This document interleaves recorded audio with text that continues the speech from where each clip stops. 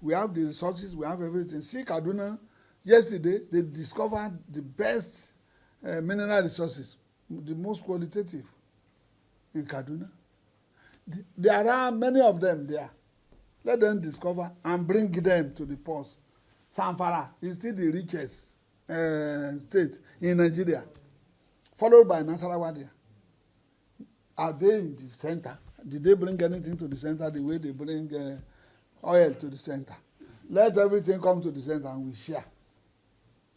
You will see that Nigeria will be okay. Not by individual. All the wars we are seeing, they are all balkanized by we elite, sponsored by we elite.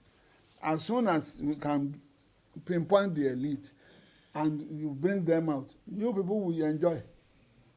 But without that, you are jailing the terrorists.